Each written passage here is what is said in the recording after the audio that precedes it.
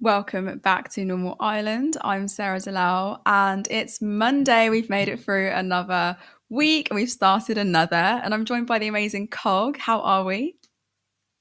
Yeah, I'm not doing too badly. It's quite sunny. Things seem to be going wrong for Trump, so I Yeah. think things are looking a bit up, or as much as they can be under the present Yeah, circumstances. or down, given how badly the markets are doing. But at least the weather's good.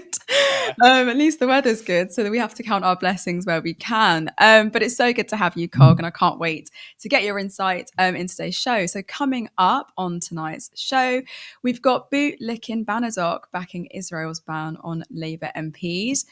Make democracy great again. Mass protests are breaking out in the US across all 50 states. And is it about time? Russell Brand has been charged with rape and sexual assault. As always, though, remember to like the stream. And if you're not a subscriber, then please hit that button. As you heard, we're trying to aim for 40K by the end of the year. And I'm pretty optimistic. I think I'm the optimistic one in the group. I think we'll be able to do it. So, yeah, we'll also be getting to your comments at the end. So please make sure that you're busy in the chat because they make for a very interesting read. But on to our first story. Two Labour MPs, Yun Yang and Abdeslam Mohammed, travelled on a humanitarian mission to the occupied West Bank. They wanted to witness conditions on the ground and had spoken in Parliament about Israel's atrocities and the need to uphold international law. For that, Israel's hardline government branded them agitators spreading hate and promptly put them on the next flight home. And what did Banadok do? Well, let's have a look. I think that every country should be able to control its borders. And that's what Israel is doing, as far as I understand. They gave reasons why they didn't believe that those people should come in based on their laws. And it's really important that we respect other countries enforcing their borders. Sanok. Those Labour MPs, according to the Israelis, were coming in to do something that they were not allowed to do. And so I respect that decision. And as for what Kemi Badenoch had to say, I'm completely gobsmacked, really. I just wonder about the logic of this. If her argument is that countries should be allowed to make decisions in this way and that we shouldn't criticise, then I suppose the question is, what does she say to China about Ian Duncan Smith, who's banned from travelling to China and is sanctioned by them, or the Russians? You know, this is nonsense. You have to stand up for what's right, Kemi Badenoch, and you should stand in solidarity with other parliamentarians who were just going to Israel and the West Bank to find out what's going on. Well, there's Bade not getting told. She just cheered the expulsion, essentially. Kemi basically saying Israel can control its borders, and as if this was the same routine customs check and not a blatant attempt to silence dissent. This isn't about border control, obviously. It's political repression. It's apartheid in action, and Badenoch backed it, loud and proud, because it fits her reactionary brand of being a feeble authoritarian abroad and a culture war enthusiast at home. In a democracy, I think we expect our leaders to stand up for our representatives and the rule of law, not to play some PR agent for an authoritarian crackdown. Cog, what do you think? I mean, firstly, I kind of want to get your reactions, actually. What do you make of Badenoch's approach and I think her statement, actually, in that interview? yeah. When I hear what Kemi Badenoch is saying about Labour MPs, I'm reminded of two things. First of all, that the way that right wingers view the law is not the same as the way that you and I view the law. Frankly, they just don't see it the same way. The law is not about cause and effect and how do we discourage certain behaviors and encourage other behaviors. The law, like all forms of punitive tools available to them, is used to reinforce hierarchy. That is Mm, the purpose, right? It doesn't matter that these MPs haven't done anything that can be described as remotely dangerous to the state of Israel. Like that's not the point. yeah. The point is reinforcing hierarchy. That's it. And I would be really careful if I was Kemi Badenoch about what I was saying, because there are MPs in the Conservative Party who could be subject to the same kind of scrutiny. Now, I want to be very clear for people who are just tuning in and don't know my views. I don't agree with what Kemi Badenoch is saying about Mohammed and Yang, but what I'm saying is that this scrutiny could equally be applied to Alicia Kearns, for example, from the Conservatives, who's been very vocal about condemning Israeli war crimes in the West Mm. Bank and Gaza. It's only a matter of time before that sort of stuff comes round and starts to bite you.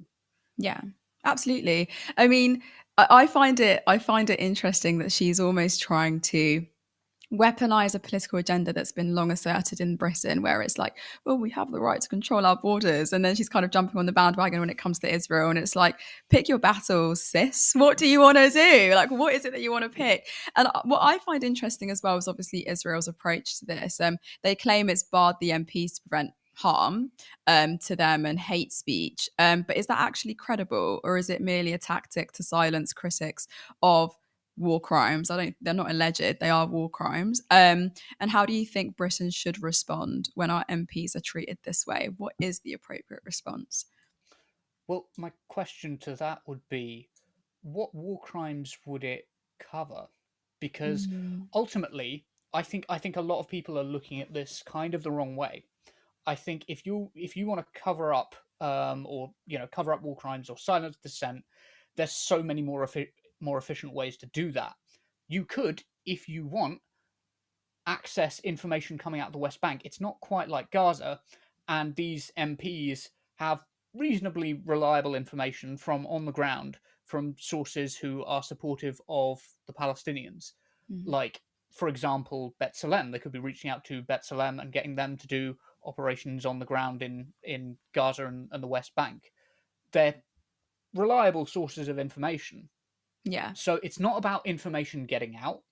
It's yeah, not about silencing dissent, because this would actually exacerbate dissent. But of course, they can always discredit any information that comes out of the West Bank, but that's going to be the case regardless of whether you let these MPs in or not. So, what is true. it about? I think it's about the fact that these are two non white MPs. Absolutely. Now, Yeah. I don't mean that in a broad sense of like, oh, well, Israel's just racist, so they're cutting people off. I mean that Israel does not trust the IDF not to simply gun down non white people in the West Bank. I think Mm. that is a genuinely, I think that might be the reason that they haven't allowed these MPs to enter the West Bank, and they certainly wouldn't allow them to enter Gaza, because you've got to remember the IDF has even been firing at Israelis, like Israelis who are very clearly Jewish, Yeah. like very clearly. I believe they fired at some of their hostages, thinking that they were Palestinians. Like, the IDF is absolutely not to be trusted, and I don't think that the Israelis even trust the IDF with the lives of these MPs. I think that is part of the story here. Mm. Um, Sorry, that was a long and convoluted No, answer. it wasn't a long and convoluted answer, because it was one I wasn't actually quite expecting. It wasn't one I thought about or entertained. And I think you're absolutely right that that is probably what it is. The IDF cannot be trusted. The IDF cannot trust anything that's around them. So, of course, now you're going to see someone that doesn't look like them conventionally and think that they are the enemy. And what I find Hmm. interesting as well, I think at the moment, is this going to then stop, the UK government selling arms to Israel? Probably not. They don't respect British people, evidently, because they don't deem that those that went over, the two Labour MPs, to even have been British at all. So I don't, like you said, I don't think it's about silencing dissent. I think it's silencing people that they don't deem worthy of having any sort of voice in the first place. Um, I kind of want to go into Lammy a little bit. I love talking about Lammy, but I do find Lammy quite shocking. I don't love talking about Lammy because I like Lammy. I think he's slimy. But what I find is Lammy's shocking approach to this. I mean, I think he thinks he says the right things, but I feel like I can see right through this guy. Like, yeah, sure, pat on the back, Lemmy, you condemned the deportations, you've called it unacceptable, and you said that it's deeply concerning. And yeah, absolutely, I think that's what we're all thinking.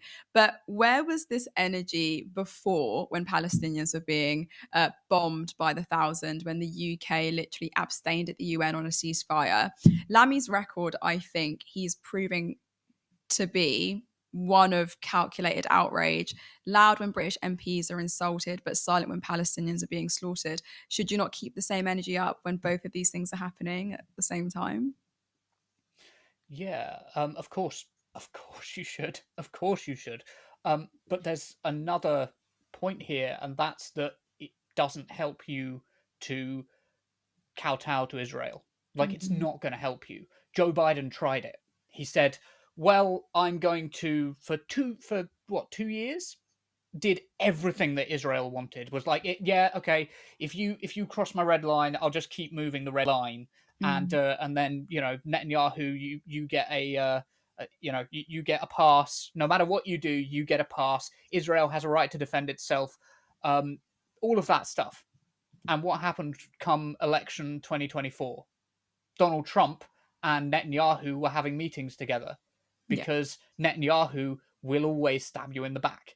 And I think this is the kind of interesting relationship that you have between Israel and the sort of liberal political elite, if you want to call them that. Yeah. You can, if you want, you can go in, you can bend over backwards to accommodate them, but it's not going to do you any good. I would instead be looking at cutting off arms sales, cutting off flights from RAF Akrotiri that are doing reconnaissance flights from Cyprus to aid in Israel's genocide. I would be looking at kicking Israel out of the Horizon program, because at the moment, Israel has just unexpectedly been hit with a 17% tariff. And of course, part of the big export from Israel. Oh, by the way, I think it is hilarious that Iran got hit with less tariff than Israel did. So Donald Trump even managed, in his clumsiness, to boot his supposed strongest ally in the Middle East harder than he managed to boot Iran. But of course, a lot of Israel's export is science and technology. And if you get Israel kicked out of the EU Horizon program, if you stop tech cooperation, they've been hit with a 17% tariff from their supposed closest ally and who they were banking everything on. And by the way, that ally has also given up all of their soft power. Israel is in quite a uniquely vulnerable position to be hit in the tech sector right now. And they should do that not only because of that, but also because Israel has had a bunch of bad news stories come out about it. There were 10 British Israelis serving in the IDF who are being charged with war crimes. And at the same time, 15 medics were found in a mass grave, having been summarily executed by the IDF. And the IDF lied about it, and there's no getting out of that. That is bad publicity. At this time is one of the best times to start giving Israel a kicking. And politicians like Lamy need to turn around and start doing that, because the Starmer supporting Israel without qualification line, it might not even be a case of like, oh, it will make you look bad in the future. It might literally get you put in jail. Like, that is the stakes they are playing with here. But yeah, I've said too much. I think, no, you haven't. You can never say too much. I think everything you're saying is of value, and I really appreciate it. But what I find interesting is you'd said that this was going to be bad publicity for Israel. At this point, I don't know if Israel care if they have bad publicity. They've done things, egregious things, heinous things, barbaric things with their full chest and been like, "Oop, yep, sorry." Not even sorry, just oops, yeah, that happened, and then kind of brush it under the carpet. With the things that have happened recently, where they're trying to charge was it 15 British individuals with war crimes. Like, that's a concerning thing, but I don't think that they're going to step back on that. And I think what we can do, our approach, particularly in our government, is to stop soft pedaling when it comes to these things. I think we're soft pedaling a little bit too much. We're not taking a hard enough stance when it comes to a genocide. And I find Lamy's approach at the moment, and many people like Lamy who are in Parliament, that their outrages are too little too late. This should have happened a long time ago.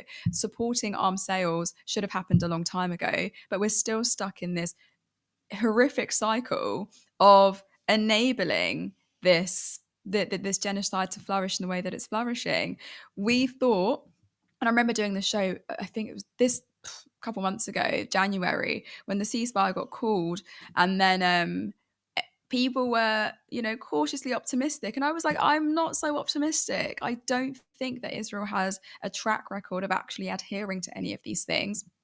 I don't trust them. I don't trust. It's not that I don't trust Israelis. I don't trust the Zionists. I don't trust people that want to support apartheid. And I think I need to be careful with what I say. But that is what I'm not supporting. I think we need to really take a really, really hard stance when it comes to this. No more soft peddling. Have you ever had a friend who like is in a not an actual like romantic relationship, but just is friends with somebody who displays really toxic, narcissistic Mm. behaviors, potentially abusive, um, and because it doesn't affect them personally, they don't say anything. They don't step Yeah. up. They don't that they don't say anything to that person, and inevitably what happens is that person ends up with those behaviors being turned on them. And I think that's going to be true of every ally that Israel collects. You Yeah. can, if you like, you can leave it. You can, you can turn a blind eye to Israel's war crimes. You can, you can go out of your way to defend them if you like. But those behaviors are going to be turned on you in little ways, whether it's like being rude to your diplomats or whatever, or recording Emily Thornberry, in ways that made her go, I don't like that, or David Mm. Lammy going like, well, you shouldn't be rude to our MPs, as though the problem was like rudeness and not the brutal murder of Palestinians. Literally. Um, but if you do that, you're going to have the behaviors turned on you. It's a matter of time, and that's true in so many ways. The saying was, in our thousands, in our millions, we are all Palestinians, and it is so Mm. true. So true. So true. And I absolutely agree with you. And I think people I always see comments as well, sometimes after the things get uploaded, the clips get uploaded, and they're like, oh my God, these left-leaning communists or whatever, just whining and whining. And it's like, yeah, well, we're shouting and we're outraged, unlike some of the people that just watch blindly and become so desensitized to these outrageous things that are happening around us. I will continue to whine, I will continue to show my outrage, and I'll continue to be emotional about it. And we've offered so many solutions, and we continue to do that on every single show, on every single post we put out there, and yet it's falling on deaf ears. So I think if you want to be on the side of humanity, then actually start shouting just as loud as we are.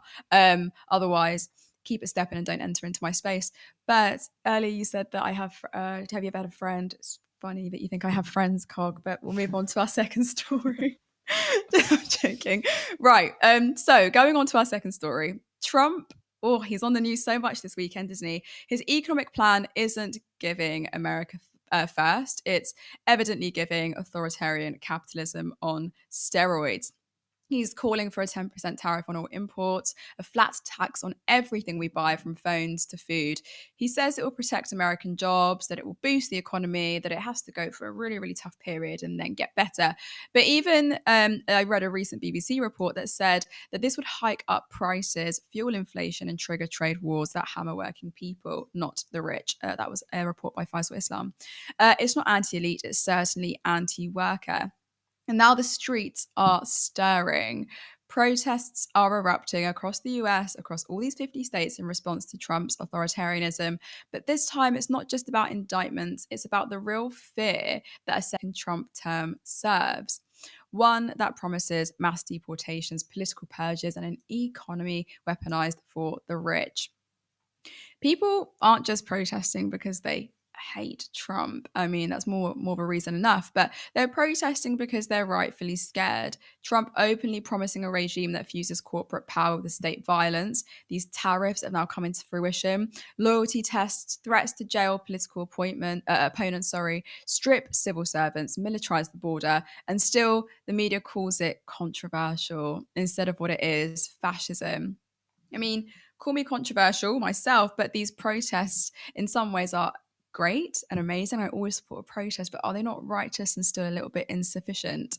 Because until we connect this to class struggle, we're just shouting into the wind. Trumpism didn't come from nowhere. It is the literal blowback of decades of bipartisan betrayal, stagnant wages, gutted unions, broken healthcare. The protests can't just be anti-Trump. They need to be anti-system, and maybe they finally are with these protests.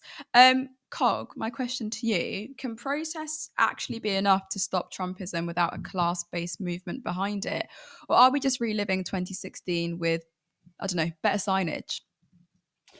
We're not reliving 2016 because in 2016, Trump hadn't turned the economic guns on poor Feathers McGraw, The Penguins have been hit hard this time. Like nobody is escaping. Like even uninhabited, very cold islands are getting hit with tariffs. Islands with nobody on them. I would say that these protests are largely reactive. Yeah. The interviews on the ground suggest that a lot of the people who are protesting, and don't get me wrong, there were a lot of people there, but a lot of them knew federal workers or were federal workers themselves. And I do think that there is a sense in which they're reactive rather than proactive. They are quite disorganized. The message isn't all there. But me saying that and us commenting on it like this is like doing a soil quality check on a farm Yes. and going, this soil is really fertile. Okay, cool. And then going home. Yeah. If we want something to grow there, we need to Exactly. be watering it. We need to be like planting our crops. We need to be watering it. Nothing's going to happen if we don't take action. It's up to us to set, set the tone, set the narrative, rise to the moment. If we want class to be the story, we need to make class the story. We as leftists need to be stepping out there and going, hey, this guy who's clearly betrayed you, like it's stunning watching people like Aidan Ross and other people who had loads of stocks invested going, what the hell is going on? Why has my value like halved overnight? Yeah. And by the way, the US markets opened this morning, crashed, just utterly crashed. And there is no country that is escaping this. Every single country is going, is going down. But it's all about what stories we tell people. We need to start setting a narrative for people and going, okay, here's the, you're obviously suffering. Here's the narrative that you need to be told. The Liberals aren't going to do it. Joe Biden, not going to do it. Kamala Harris, not going to do it. Keir Starmer, not going to do it. What are they going to do? They're going to let Nigel Farage set the narrative and go, well, we'll go like 10% fascist, less fascist than that, and that'll be our narrative. We can't deal with these politicians anymore. We need to actually be setting the narrative ourselves. Well, exactly. I completely agree. And that passion is what's needed, right? And I think the protests are a great thing. I mean, it sets the tone and it shows that, hey, what we're dealing with at the moment is dangerous, it's scary. And I don't know what's going to happen to the most impoverished, the most vulnerable in American society. They're the ones that will suffer at the expense of these things. This will just be a bad day for someone that's got stocks in a bad place. But for someone who hasn't got a lot, that is crippling debt. That is losing your house. That is losing things that are actually part of your livelihood and your day to day. Whereas for the likes of Elon Musk, whose stocks are going down in Tesla, he's going to be okay. But it's the working people that won't be. And when I was reading Faisal Islam's analysis of this whole thing on the BBC yesterday, I couldn't help but think that there could somewhat be, and this is where I feel like your expertise is way better than mine, that is there somewhat of a link to the Great Depression? Because at a basic level, like you've got eventually like mass unemployment, you've got hunger, and you've got repression, and all of that was kind of supplemented into the Great Depression. So is it a stretch to say that, we're kind of going down that direction? I saw the statistics today. It said that with the tariffs, the economy's gone down by 20%. COVID was about 34%. So there's still quite a difference there. But for this to have happened in the space of a couple of days is insane. So I feel like the basics of the Great Depression are pretty easy to understand. Obviously, it's a little bit more intricate than that. But individual countries are good at making different things based on their own natural resources. Why is he then trying to remove that and then kind of plummet the US into, I don't know, a spiraling demise?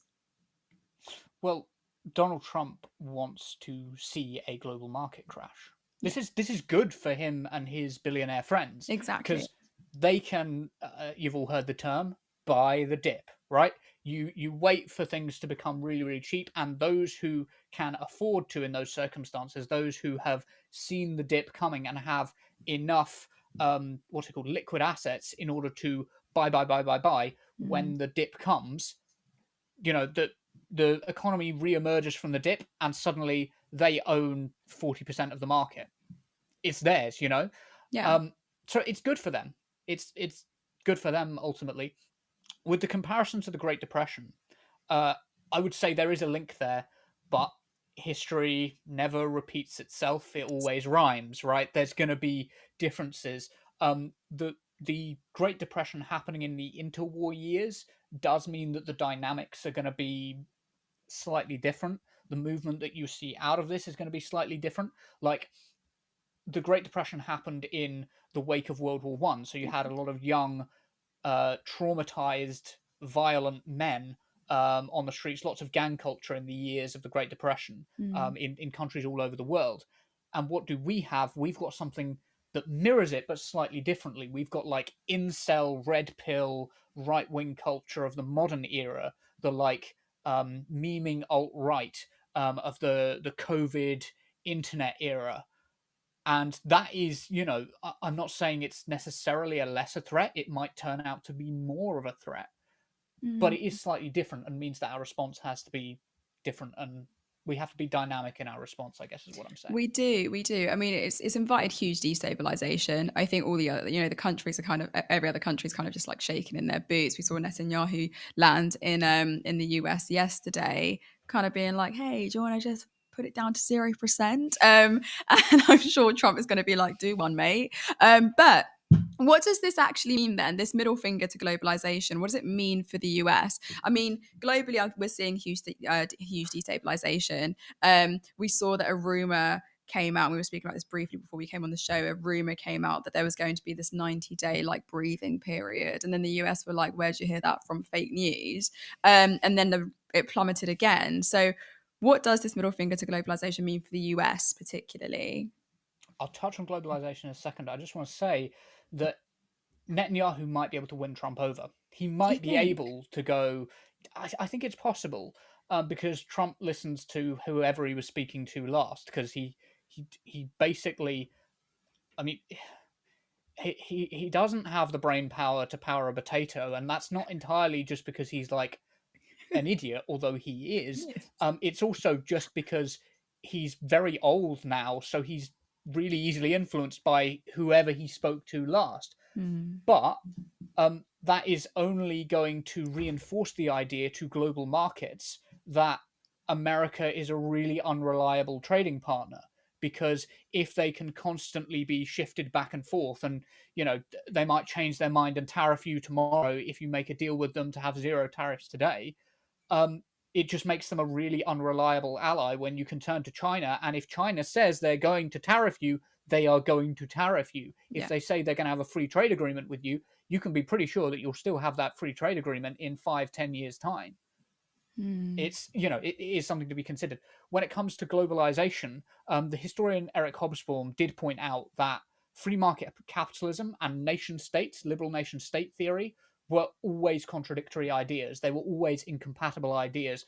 And I guess this is kind of that idea coming home to roost, because the nationalists who supposedly believe in free market capitalism, Trump had big support among the libertarian base, are all in favor of restricting trade. They're all in favor of restricting the flow of labor and the flow of capital. So there's always been that problem. But I do think this is what we're looking at now is very likely the end of American hegemony. The future for Europe and America, if there ever was a future, bear in mind that China's due to outpace the US. I think it's due to have a GDP that's twice the size of the US's by 2050. So China is going to outcompete you in material and hard power terms, no matter what you do. No matter what, China is going to outcompete you. So what is your power? Your power is in soft power. You have to be the voice of the world. You have to be the moral voice of the world. And America had one last chance to do that. And in their one last chance to do that, they elected fucking orange tangerine with no brain cells. And as a result, it's the end of the American century. That's probably where this is headed. That's probably what this is going to look like. Because as I said, the markets opened up this weekend and everywhere went down. And I'm telling you, the no such thing as society people are having a rotten fucking time right now, because there wasn't anywhere that wasn't affected by these these crashes. Like China was probably the least affected because it can produce so much, so it's not importing loads. It's exporting quite a bit, but it's not importing loads. And Russia didn't get tariffed at all, but still got hit, right? Yeah. The idea that there's no such thing as society, this sort of like liberal individualist mindset, only works if you completely ignore everything that's going on the ground, because ultimately there is a such thing as a society, and even if you weren't the target of these tariffs, you're still affected by them. Exactly that. And I think people are so unaware of that. People think, oh, no, you have to have been tariffed and that's how you're going to be impacted. But no, this is how destabilization happens. It's like a domino effect that once one person falls, once one country falls, they're all going to fall in turn as well. But you said it, the tangerine is screaming and he is doing a lot to destabilize the world, and it's quite concerning. I don't know what to say about the US's future, but it's not looking promising.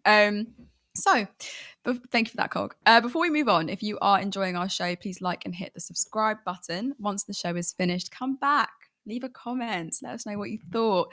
Some of you are more critical than others, and I don't mind that. We welcome it. But it helps the algorithm. Of course, we read them too, and it makes for a really interesting read. We are obviously just a group of volunteers who are trying to turn this into a full media organisation where this actually becomes our full-time jobs. We can invest more time into it. So if you'd like to support us, then you can go to turnleftmedia.co.uk/support. There you can sign up to our Patreon and support us for as little as £3 per month. Don't put yourself out. So you can also give us a one-off donation through our website too. Or alternatively, you can become a member on YouTube for 99p. But on to our next story. Wow, this one's a lot. So I just want to put a huge trigger warning out there that if this is something that will impact you, then do feel free to take a step away from the screen. You have the agency to do that. I don't want anyone to feel triggered by it. But we're going to talk about Russell Brand. The self-styled anti-establishment so-called truth teller has now been charged with rape and multiple sexual assaults. And what does he do? He doesn't deny the harm, he pivots. Let's have a look at the video. Hello. Firstly, thank you for these incredible and overwhelming messages of support. We're very fortunate in a way to live in a time where there's so little trust in the British government. We're very fortunate, I suppose, that this is happening at a time where we know that the law has become a kind of weapon to be used against people, institutions, and sometimes entire nations that will not accept and tolerate levels of corruption that are unprecedented. I'm speaking particularly to those of you that are watching this in the UK. How do you feel about your legal system right now? How do you feel about some of the high-profile cases that are not being pursued and prosecuted? How do you feel that the Southport murders were handled? How do you feel about the government of Keir Starmer? Now, that's just sort of general context. I've always told you guys that when I was young and single, before I had my wife and family, who were just out of shot over there, my beautiful children, I was a fool, man. I was a fool before I lived in the light of the Lord. I was a drug addict, a sex addict, and an imbecile. But what I never was a rapist. I've never engaged in non-consensual activity. I pray that you can see that by looking in my eyes. Look into my eyes, he says. Look into my eyes. No, thank you, Russell Brand. I don't. Oh my God. Oh my goodness. He does. My cat also doesn't want to look into Russell Brand's eyes, thankfully. Look into my eyes. No, thank you. We don't want to, Russell Brand. It doesn't actually help. He thinks that eye contact on a video can wipe away years of allegations. Let's be clear, though. I want to focus on Brand slightly, but this isn't just about Brand. It's about the entire system that let him thrive in the way that he has. He has spent years wrapped in fame, surrounded by silence, humiliating women on air, even offering his assistant to Jimmy Savile as a sex gift. And no one stopped him because the industry didn't care, because he was profitable. That sort of shit sells, unfortunately, and it's disgusting that they've allowed it to happen. Now, when he's finally facing justice, he hides behind the very language of dissent. And, it's a media conspiracy, he cries. They're silencing anti-establishment voices. Shut up, Russell. No, not at all. They're holding an alleged predator accountable. So let's talk about the real stuff here, the stuff that isn't a conspiracy. 98.4% of reported rapes in England and Wales never result in a charge. Rape Crisis literally reports that most survivors. Is there a graphic for this one? That's okay. I'm sorry. There was supposed to be a graphic, but it's from Rape Crisis. Most survivors, never even report because they know the system will fail them. We're in a national emergency that the NPCC, the National Police Chiefs Council. Oh, here it is. The National Police Chiefs Council literally calls a national emergency of violence against women, but it's not treated like one. Survivors get disbelief. Alleged rapists get podcasts. So Cog, I can't really get your thoughts on this, and we can either kind of, unpack it in full. But firstly, what's your reaction to it all? First of all, we've got to be really careful what we say on air because there is a trial ongoing. True. And we've got to be careful not to prejudice the trial in any way. However, we can talk more generally about the issue. Like, we do need to have a conversation about violence against women and girls. And I think there is, regardless if he did or didn't do what he's charged with, the conversation about violence against women and girls does need to be had. But I also want to bring in the aspect of like how much more difficult is this for your average everyday person. Russell Brand is put under media scrutiny and media spotlight. That gives him certain advantages in terms of his like celebrity and fame, but also the 98% figure that you're talking about is made up of a lot of men who are relatively anonymous and can use that anonymity to hide in a crowd as well. So there's different dynamics. And that's not to state whether he has or has not done the things he's accused of. Mm-hmm. Russell Brand is a very intelligent figure, and he did masterful takedowns of right-wing figures back in the day. And then he had this mysterious switch. And the same pattern happened with other MAGA bros like Elon Musk and Conor McGregor. People always forget this about Elon Musk. His right-wing swing, his swing towards MAGA, only came at the same time that he was rather credibly accused of being abusive towards women around him. And I feel like that is always a fundamental something that you need to take into account. But yeah, I am being extremely careful because the case is ongoing. Yeah, we absolutely have to be. I think all we know is that, he's been charged with it, but it's whether these things will stand and if they happened. But I think speaking generally, then we know for a fact that and this was in the graphic, that about 3% of cases that are to do with rape get to court, and that's quite a scary statistic.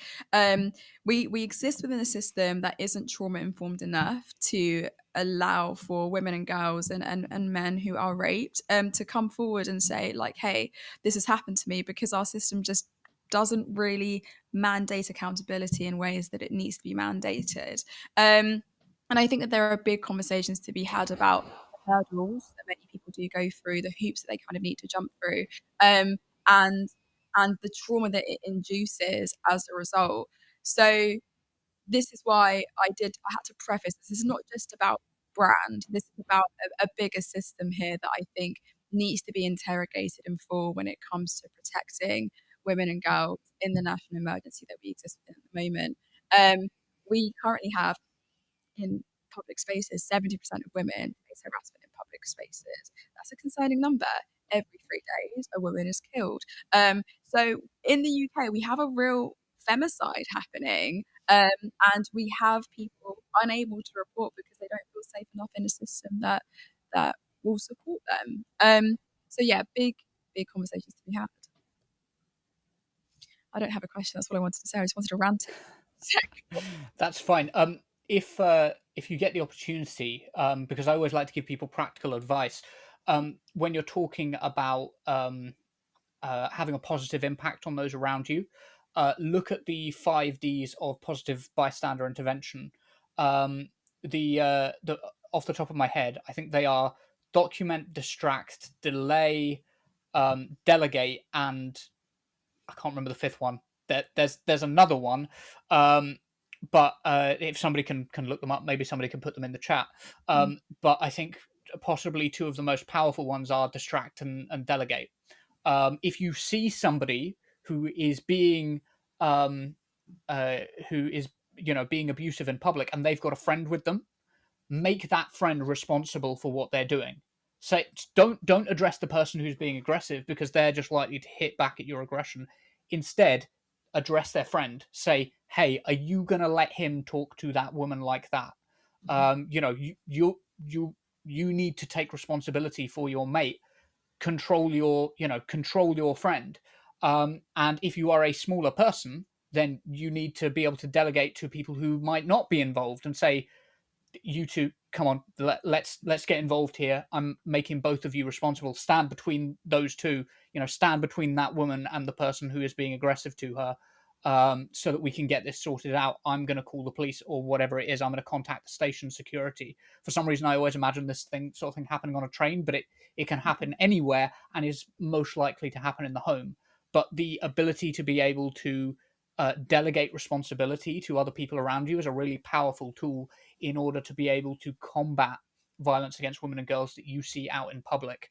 It's just general good advice. I completely agree. And I think the power that comes with education when it comes to having these conversations, I think for so long people aren't willing to have these conversations, and I can understand why people have reservations when it does come to having these sorts of conversations. But I think we all have room to debunk any myths and misconceptions that surround conversations about abuse. So I think really reading up on the different forms of abuse and how it may impact people within familial relationships, within domestic relationships, within any sort of relationship that you can possibly think of. So read up on the different forms of abuse. Look into your local organisations and think about signposting. There is power that comes with signposting. And each and every person who is watching this, you all have a responsibility to safeguard. It is not just up to those who work within certain systems. It's also down to you. You have a responsibility to safeguard those around you if and when it is safe enough to do so. So look into great organisations in and around your local area and national organisations that you can signpost friends and family to if they ever do open up, and also for your own benefit as well. I think we need to work collaboratively in society to protect one another, and it's something that we have to do collectively. So yeah, I think that's probably a great place to end, unless you have anything else you want to say, Cog.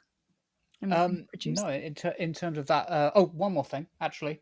A lot of MAGA people are going to step up and say, hey, Russell Brand should be presumed innocent, and obviously he should be in a legal sense, yes, but and should be considered innocent of the predatory things of which he's been accused.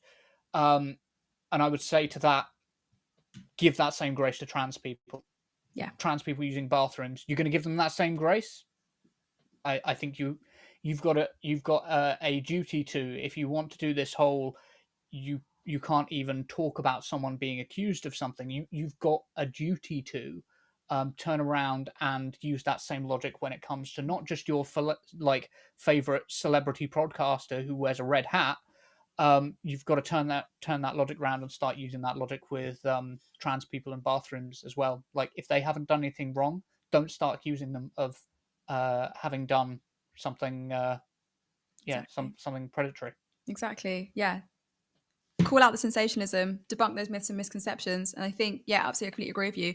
And shameless plug, but go check out the Women's Debrief where we actually spoke about this, transphobia, and the importance of centering trans voices when it comes to that too, and the atrocities and the abuse that they face as a result of people holding those ridiculous misconceptions against them. So completely agree with you. So yeah, go check out the Women's Debrief. We had a really amazing conversation about that. So can we bring our producer in and go to comments, please? Hello. Yes. We can.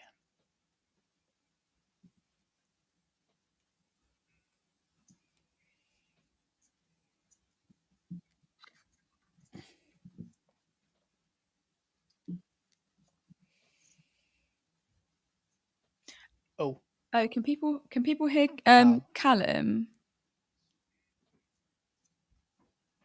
Let's just No double sound, utterly check. muted.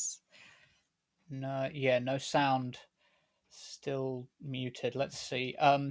Try taking. I think so. I think it's you, because I think they can hear us, but they can't hear you. Could people just confirm you can't hear the producers, but you can hear us?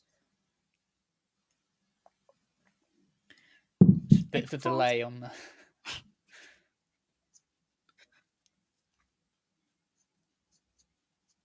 Okay.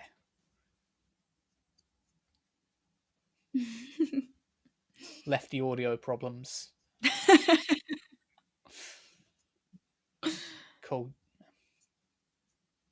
It's okay. You can hide yourself behind my bun, maybe. How about now? Can people hear me now? Can they? If you can, it's Callum. If you can't, then Technical issues is hilarious. Technical. Sorry, I need that framed. Hello. Yes, you can hear me. Marvelous. yes. It's because I've got my video on screen. I'm just hiding behind Sarah. So as long as your video stays intact, Sarah, we're all good. Wonderful. Yeah. Fantastic show as always. Apart from the technical issues, brilliant one there from Jim Speak. I just wanted to address something really quickly. Becca had deleted a comment earlier on. I think if it's the one that I remember reading, listen. Yes, you are a mod, but you're entitled to your own opinions. I don't think we're gonna, unless you're being particularly awful, we're not gonna hold anyone to account. And we also can't be held liable for your comments either. So if you make a libelous comment against somebody else, that's on you. So if Russell Brand comes at you with a legal case, he won't be coming for us, Becca. I don't think he will. Yeah, he definitely won't be coming for us. But he definitely has heavy cases against him already. I need to be quite impartial. Just before we get started, a huge thank you to James Holmes, who gifted 5 Turn Left memberships. A huge thank you to Specs Bean Farmer, who gifted 5 Turn Left memberships. A huge thank you to Andy Carter, who gifted 1 Turn Left membership. And a huge thank you to Oz Striker, who gifted 10 Turn Left memberships. And if I've missed anyone who has also gifted memberships, a huge thank you to you. We wouldn't be here without the support that you do.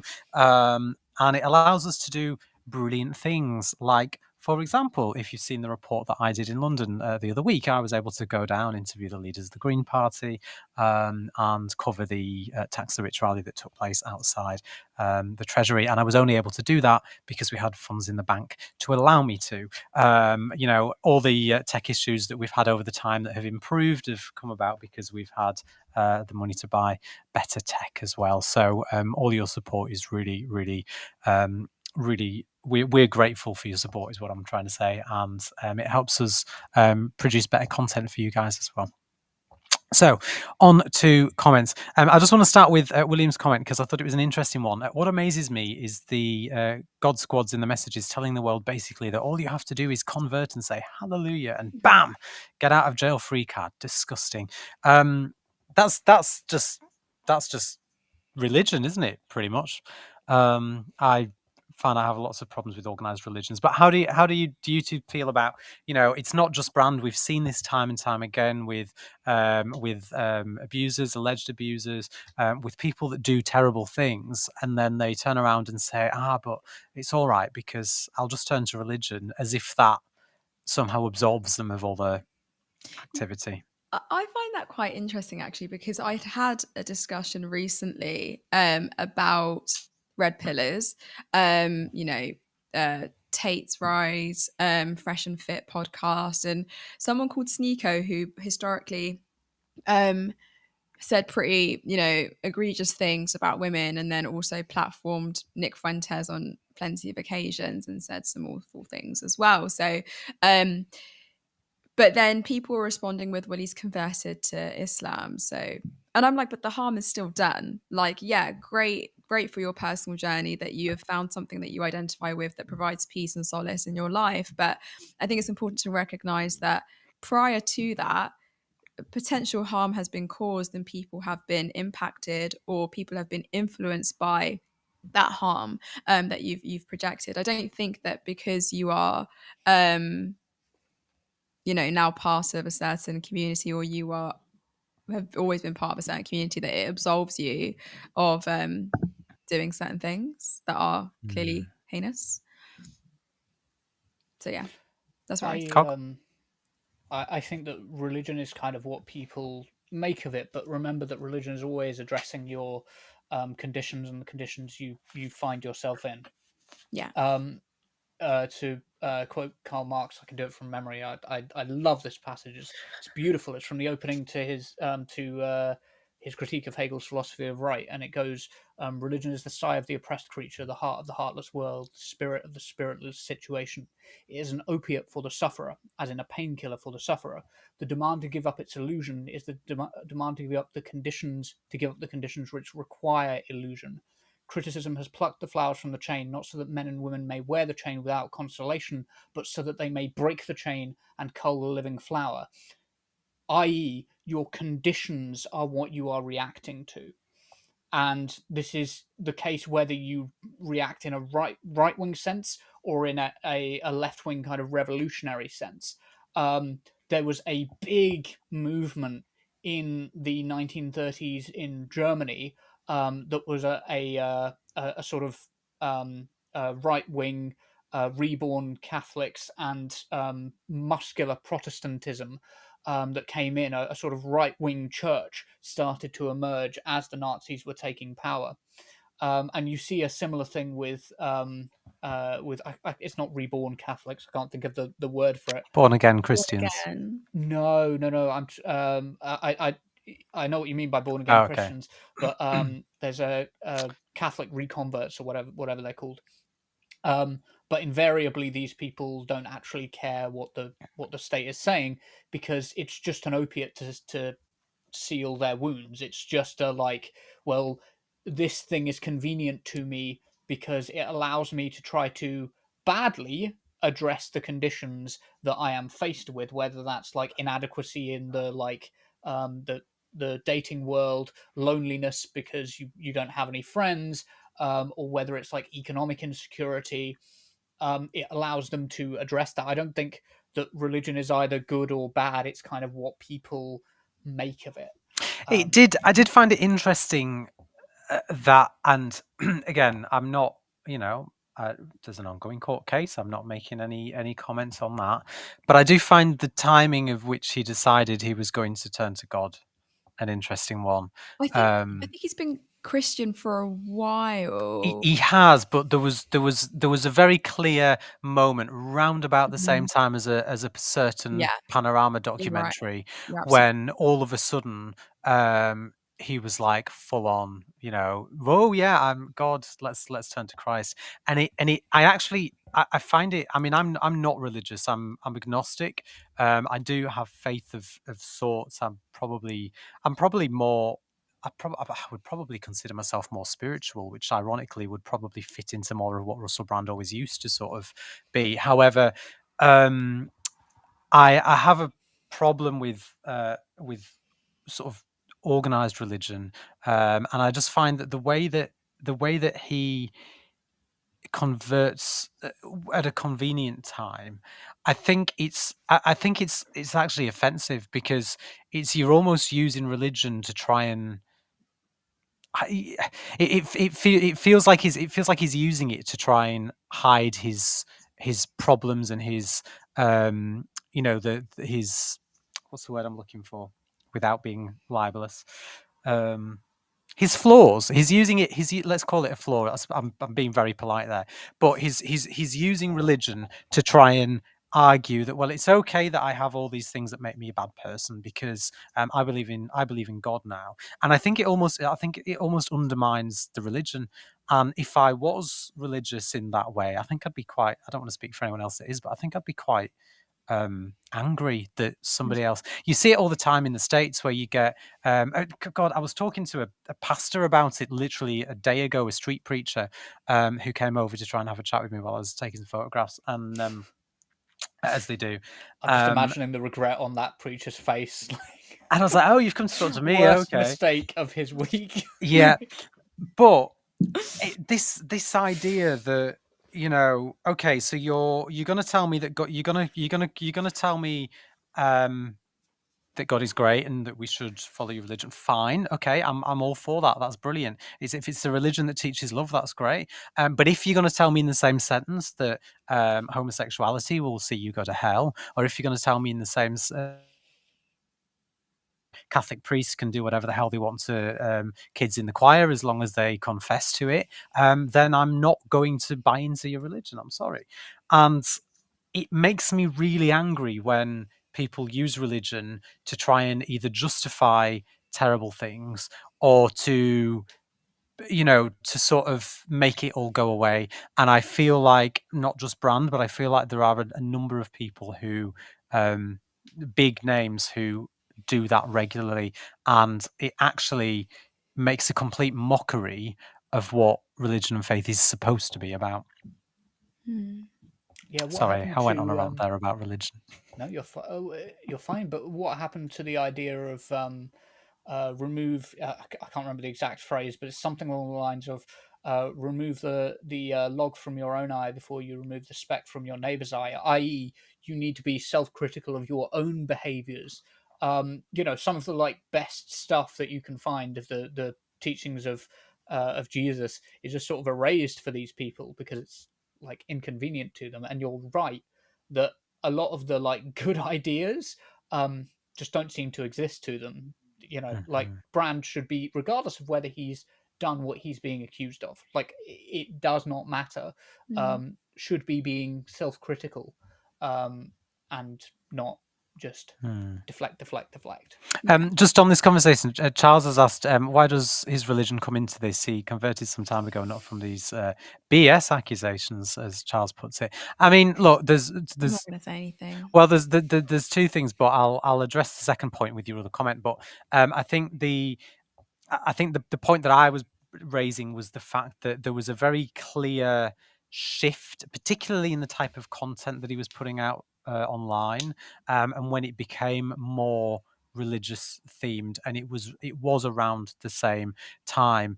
I mean, as for your second point, I'm not going to comment either way on whether the accusations are true because it's going to go through the courts. Although you have said, I understand, and he admits that he used to be in your words, Hollywood whore. I think those are his words. I have seen way too many false accusations and lies now. Look, I think we're all very left wing over here. I mean, it's in the title of the channel. Are we?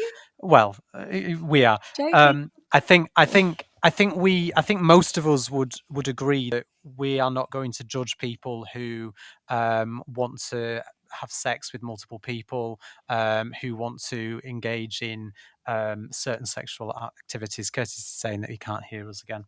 I don't know. Can people hear? Can people hear Cal? Just to check, can people hear Callum at the moment? Curtis can't, but he's saying change the layer. I think he might be behind. I'll keep talking anyway, and if not, you can repeat what I'm saying. But I think we're not gonna judge people that want to engage in certain consensual activities. But when just because you are someone who may have been promiscuous in the past, that doesn't give you a free pass to do things unconsensually. Sorry, Callum, I don't mean to cut you off. Can I just say that, I think we've prefaced enough that it's alleged. We've prefaced enough that this isn't about Brand, and we've kind of really, really regurgitated the fact that it's about highlighting systemic issues. I think we need to work tirelessly when it comes to combating harm that does happen, because it's evident enough that harm is happening day in and day out in our back garden. It's happening day in and day out in Britain. Instead of fighting so hard about false accusations and lies that anger you or enrage you, I want to see the same rage happen with trying to really like sort out this system that's allowing or proliferating abuse where it is happening, where we see it happening.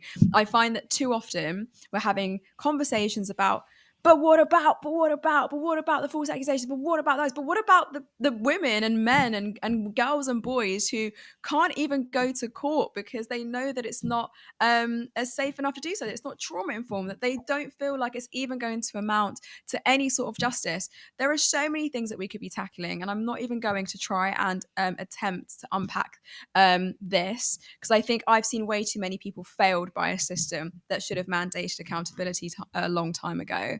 Mm-hmm. So that's where I'm at with that. And yeah, no, 100%. Becca's just said, WTF, I missed this comment. No, actually, less than 2% of accusations are false. If you think it's more, you are victim blaming. And you are victim blaming a rape enabler. Becca's words. Thank you, Becca. Yeah. Yeah. But I sorry, Curtis was 13 minutes behind, apparently. Clearly. Incredible. I think it's telling. It's also interesting, just slightly going back to the previous point that I made as well, that very often you find people, and I'm not saying this about Charles or anyone else necessarily in the comments, I'm just speaking more broadly, but you often find that there's like there's a chart, there's an overlap between people who will use the previous promiscuity of certain men within the public eye as an excuse for their bad behavior, and people who will regularly go after women who choose to work in the sex industry, and if they become victims of rape or abuse, they essentially make them say that they are responsible for their behavior because of their choice of work. And I do think it's a very interesting Venn diagram, thanks Bex, of people who will, it's all right for the men to do it, and they're going to use it to defend their abuse, but when women choose to be promiscuous, it's their fault if they get attacked. No, you're just making excuses for rapists. That comment isn't aimed at anyone in specifically for legal reasons.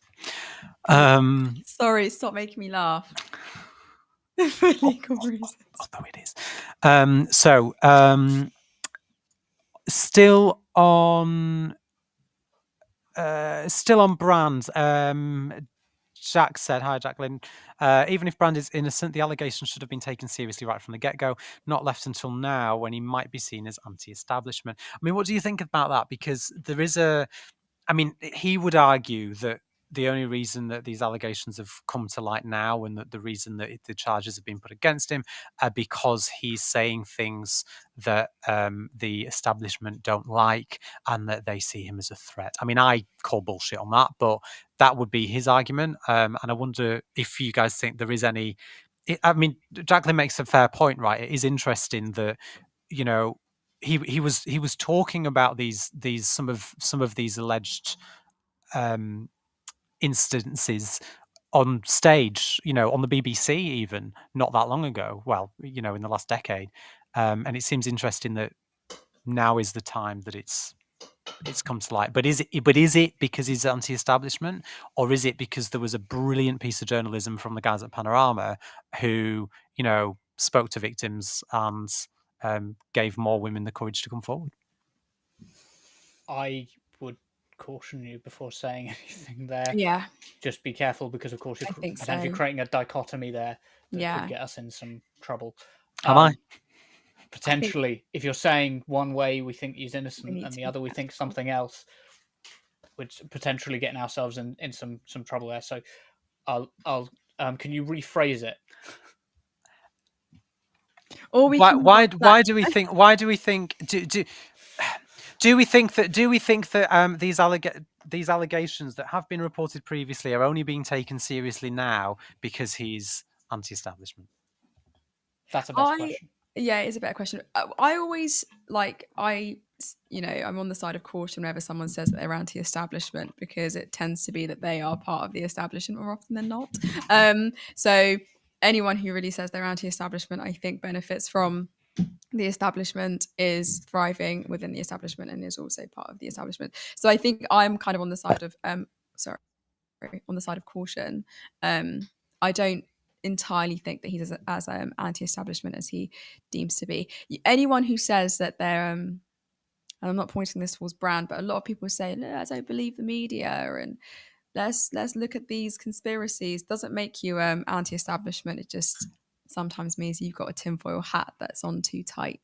So I don't know. I'm not pointing that towards anyone. Speaking of tinfoil hats, and to move on swiftly before I get us into legal trouble, another comment from William. Russell Brand really upsets me, I can't lie. He was so good during COVID. I took my nephew to see him live for being a positive role model. What a fucking letdown. I would, without wanting to go after you, William, I don't know you, I'm sure you're lovely, I would question the he was so good during COVID comment. He consistently pushed out conspiracy theories. He was removed from multiple streaming platforms as a result of it. And I think a wider point about COVID is that, unfortunately, what we've seen, thinking of the wider issue of the rise in misogyny and the rise of the sort of manosphere and all the Andrew Tate bullshit. I think COVID has been a breeding ground for some real horrible shit, because people have had literally nothing else to do, and men like Andrew Tate, like Russell Brand, like others have had the time to turn to YouTube and spew some of the most vile, disgusting thoughts, feelings, ideas out there into the world for all to consume. And I do go on. No, I 100% agree. I just want to say as well, I saw Jacqueline, who asked the previous the comment before, said, sorry, turn left, you don't need to apologize. No, that is us being overly cautious. There's nothing inherently wrong with the question. It's just whether or not we can answer the question on air. And it was my question that was the problem, not what you said anyway. So we're exactly, all right. Yeah. Just want to be super clear about that. And I should know better. So I don't know better, so I have to get pointed in the right direction. Well, let's move on then, shall we? So America. Rez has said, the more people see our government prioritise, quotes, the special relationship, especially in this economic downfall, it will come to bite them in the backside. Yeah. What do you think? Well, what special I keep hearing this phrase, special relationship. The UK has a special relationship with the US. More like we're just the US's bitch. Like, to be honest, the US says jump, we say how high. Like, that's how it feels. I feel like that's the position we're kind of like put in as the UK. And I had this conversation plenty of times with Lewis, and it seems that whenever something happens and something's uncovered, I'm like, yeah, the UK, where's our voice? So that's where I stand. I don't know what special relationship we supposedly have. We are not special at all, and we have no special relationship, I think, with the US. I think history says we might, but history doesn't seem to matter at this point, to be honest, to some people. I do wonder. Oh, go on, Cog. I was going to say, I don't mean to sound like a broken record, but you do need to provide something so that Trump takes you seriously. I was doing some training a couple of weeks ago, doing Brazilian Jiu-Jitsu, and I'm going to use an analogy from it because it kind of works. The idea in Jiu-Jitsu is you've got your guard. Basically, it's your legs being between you and your opponent, and your legs are very powerful, so you can stop them getting on top of you, and you can do all sorts of chokes and stuff. Chokes or breaks or whatever it is.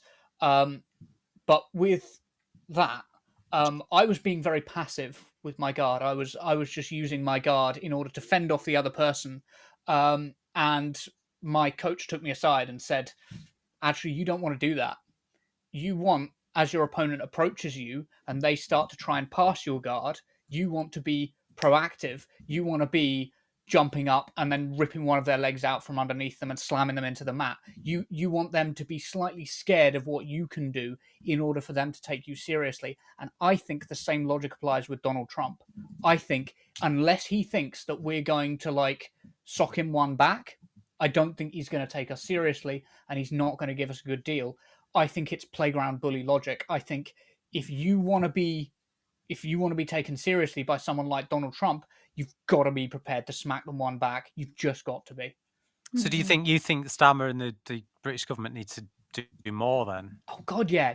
If they put a 10% tariff on us, slap a 40% tariff on them. Keep upping the ante, because it's the only way that they will ever take you seriously. Start saying, okay, we're going to move out. We're very close, just geographically, to France, and France is Europe's. It's either Europe's largest arms exporter or one of Europe's largest arms exporter. So we can go, okay, you don't want to sell us weapons. You don't want to deal with our weapons industry. We'll do that business with France. It's closer to us anyway. If you don't want a special relationship, we won't take a special relationship. Yeah. If you're not willing to hit this guy back, he is not going to take you seriously. When it comes to tariffs, though, does hitting Trump back not hit normal working people as well, though? Is that not the problem? I mean, I was listening to some coverage on LBC this morning, and they were talking about the real threat of a mass global recession as a direct result of the tariffs imposed by Trump and the back and forth of other countries, implementing tariffs in retaliation. And I understand, that we need to show the bully that we can fight back, but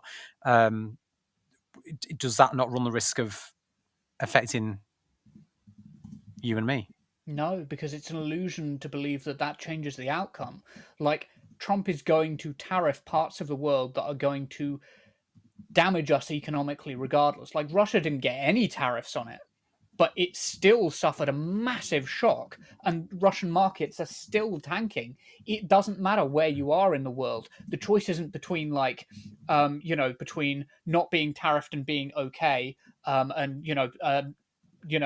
not being tariffed, or not applying any tariffs, and British workers will be safe. The choice is do we stand up to this guy or don't we? I think if we want to be, and if the left wants to set the narrative for those protests, the left needs to be going out and saying, hey, we don't take fascists. We do not suffer fascists lying down. We suffer fascists on our feet, and we suffer fascists with our fists drawn back. I think that is the kind of rhetoric we need to be using. I'm just seeing some breaking news on this, actually, and Trump's doubling down and saying that he's not considering a pause on new tariffs to allow negotiations with other countries after being asked directly by a reporter in the White House.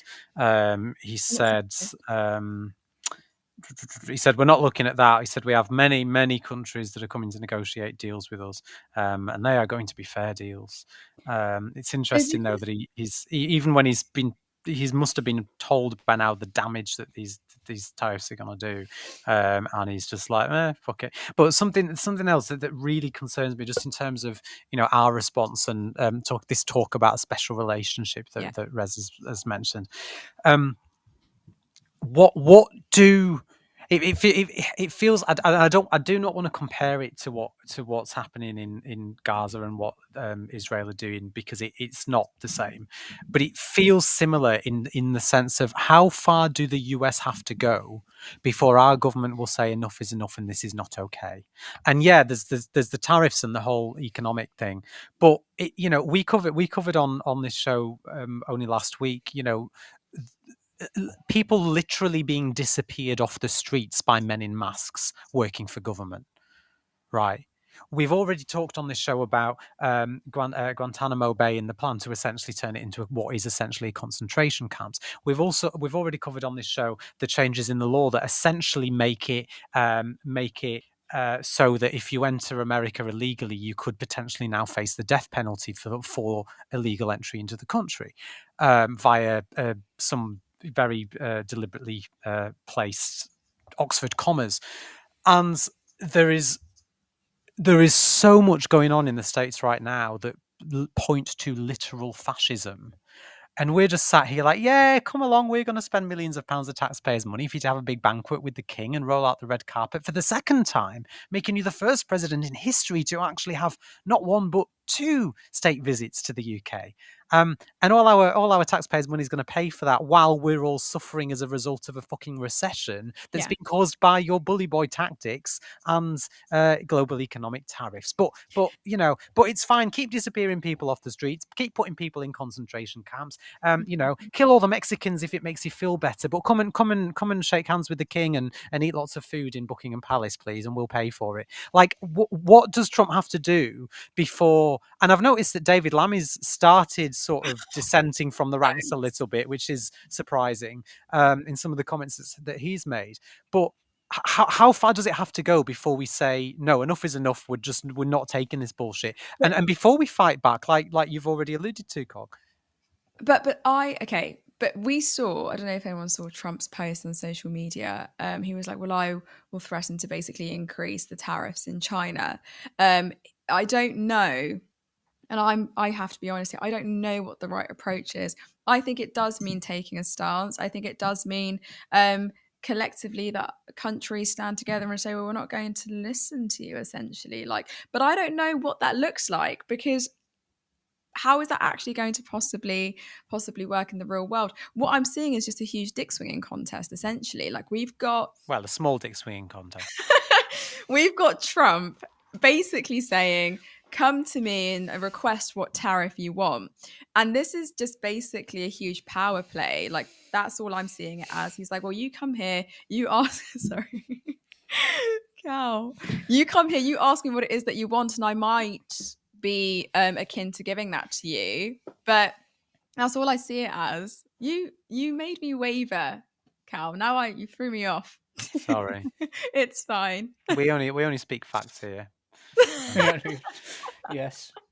Edward Sexby has said 2008 was the big crash of our times, a la 1929. The difference is that capitalism is now in terminal decline and is transitioning towards something else, techno-feudalism.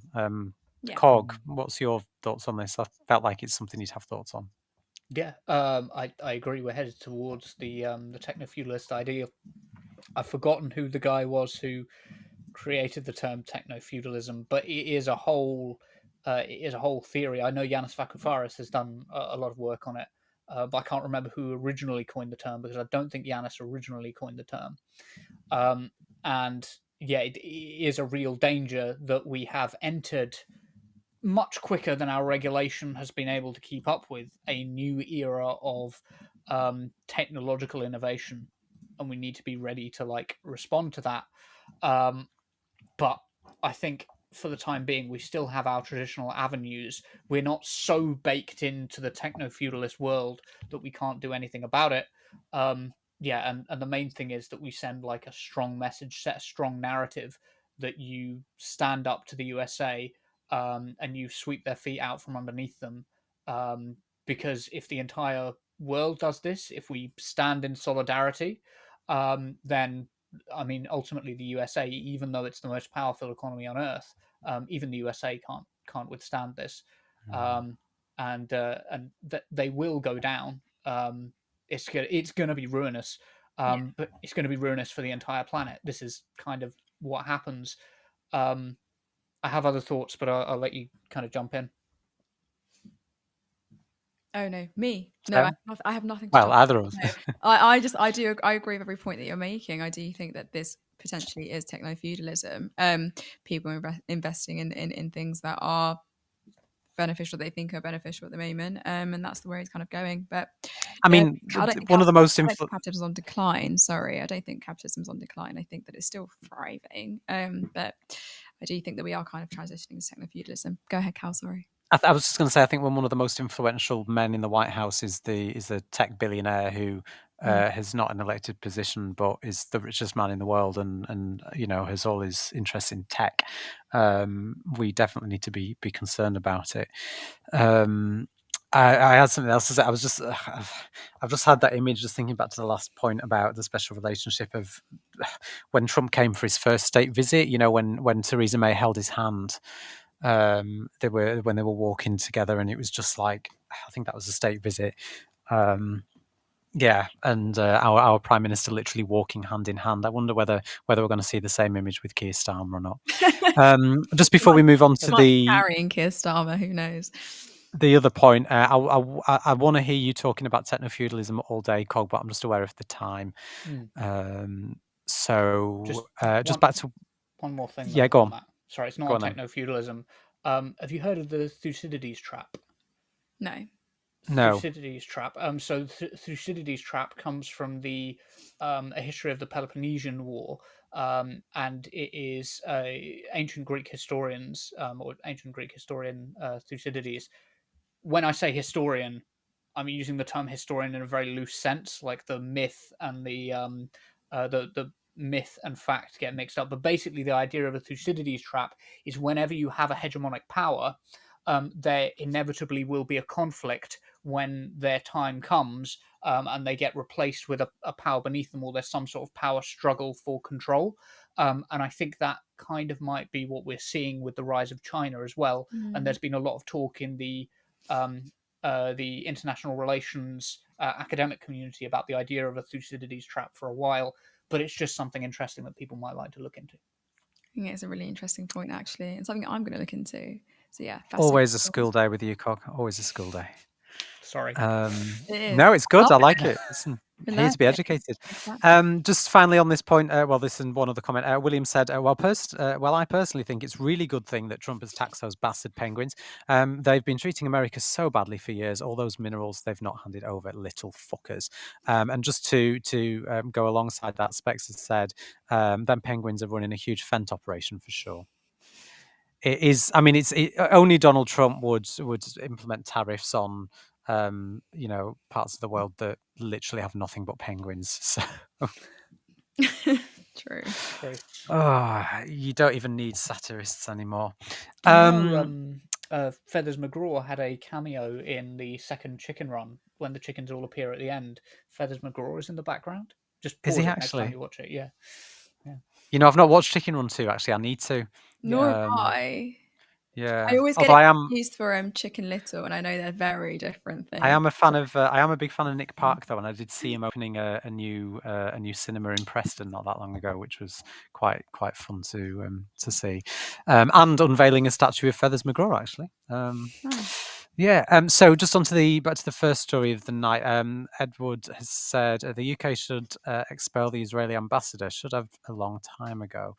Yeah, it's funny, isn't it, that she's still knocking about making excuses for genocide. I mean, what can I say? I think this whole story is very interesting, and I was particularly interested in the outrage of James O'Brien this morning talking about this.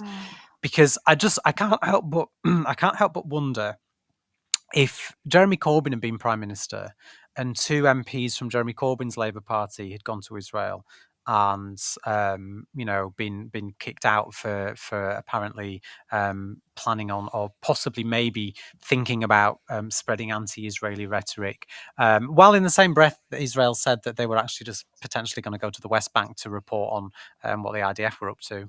Which, but there's nothing anti-Israeli about that if they're behaving themselves, is there?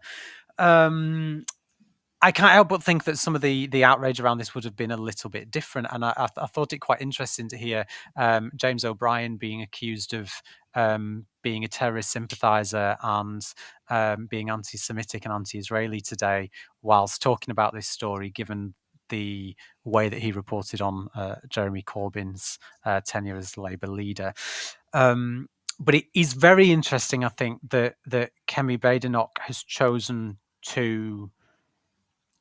I don't want to say it's unprecedented because I don't think it is, but it is very unusual for the leader of the opposition to take this kind of stance on a story like this. It's completely normal for British politicians to go and visit countries that are supposed to be allies, and on official government business.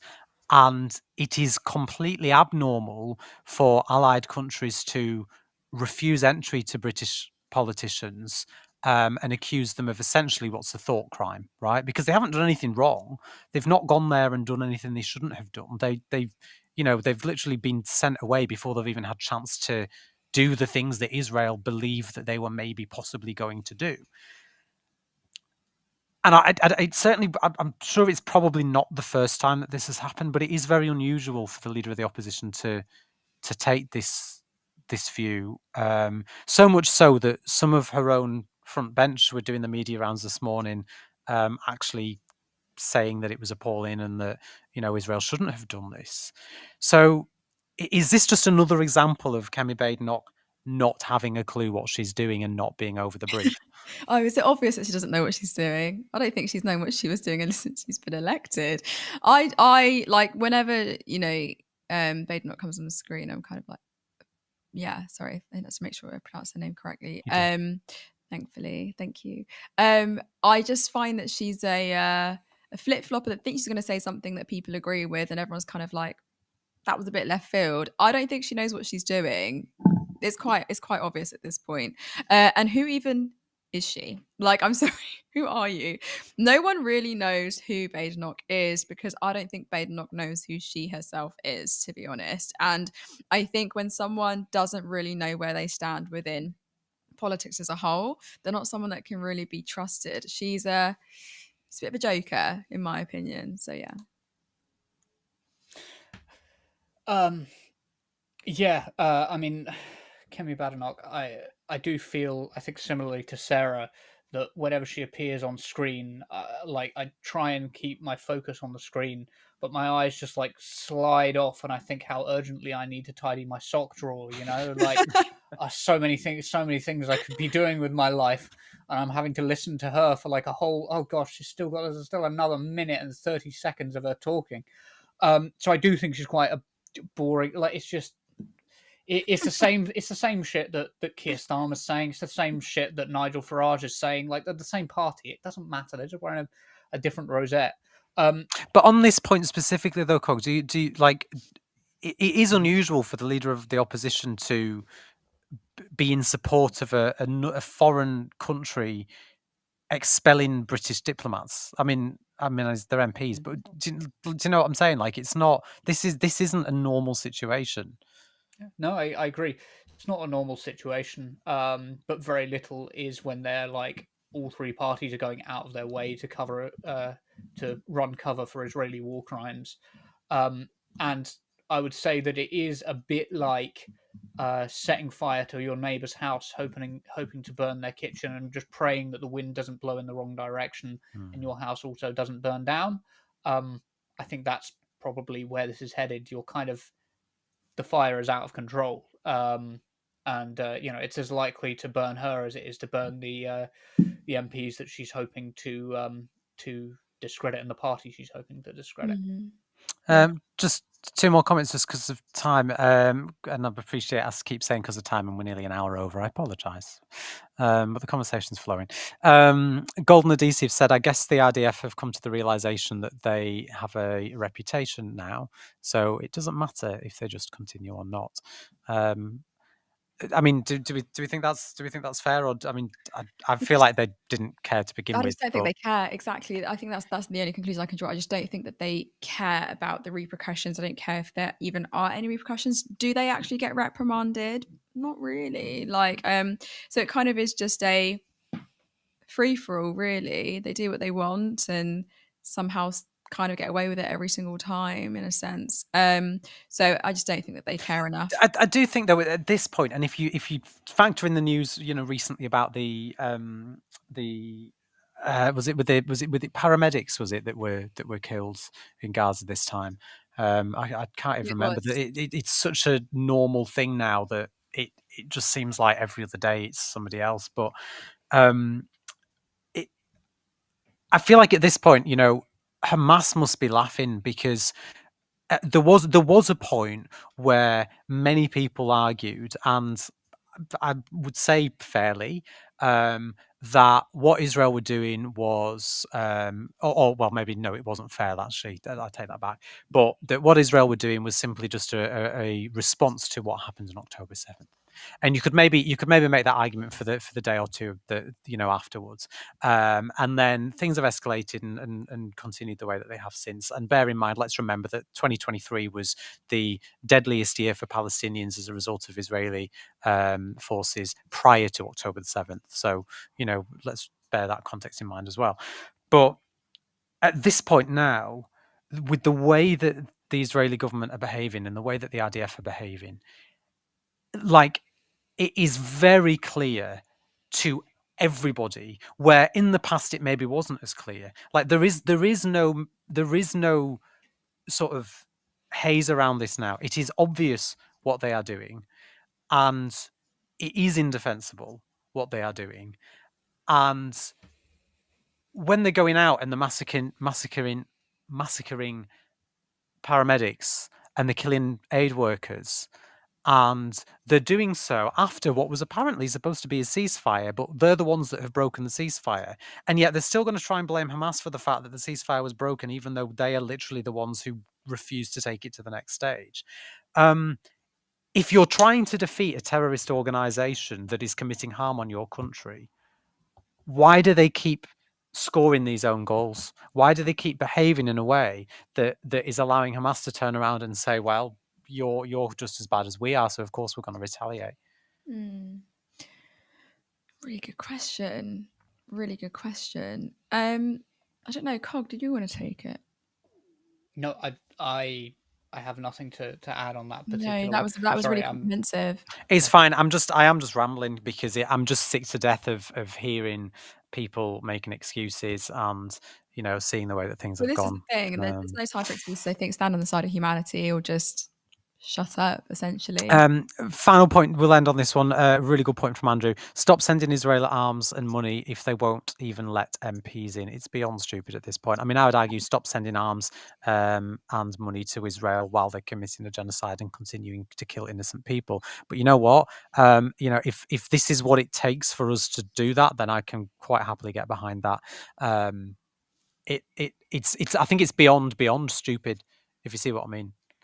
I agree, Andrew. And it's something I think I said earlier that, stop soft peddling and actually take a stand and stop selling arms to Israel. And I think that's quite a hard stance to take. So yeah, I completely agree with you wholeheartedly. Yeah. But listen, thanks as always for all your comments. Thank you, And sorry that I've just been rambling on. Don't ever apologize. I've not been on air for a while, so I'm just enjoying the excuse to rant. No, it's been great. It's been really, really great, actually. And I think we'll probably end it there. Definitely all we have time for. I know we've gone slightly over. So let me do my round of thank yous. Thank you to everyone who tuned in. You've been nothing short of amazing. Thank you to all the memberships. And of course, thank you, Cog. I feel like someone put a comment earlier saying Cog is better than Google. And I was like, facts. Cog is definitely better than Google. I could sit and listen to Cog all day, especially when he was citing Karl Marx. I was like, what a legend. So yeah. I'm better than Google's AI. I'll give you that. But thank you, Sarah. Always a pleasure. You are incredible. Thank you so much, Cog. So yeah, thank you to everyone who's tuned in. Thank you to everyone who's watched. Thank you for the comments. Thank you for the subscriptions and the memberships. You're all so amazing. Turn Left wouldn't be Turn Left without you guys. So remember, please, to like the stream. And if you're not a subscriber, then hit that button, tell a friend of a friend. And if you want us to grow, then please head over to turnleftmedia.co.uk/support. And there is a link to our Patreon where you can support us monthly or follow the other link to give us a one-time contribution. But I think that's all we have time for. I'm Sarah Dallal, and I'll see you guys very soon. Support independent media. Support social justice that's there on social media. Thank you. Turn Left.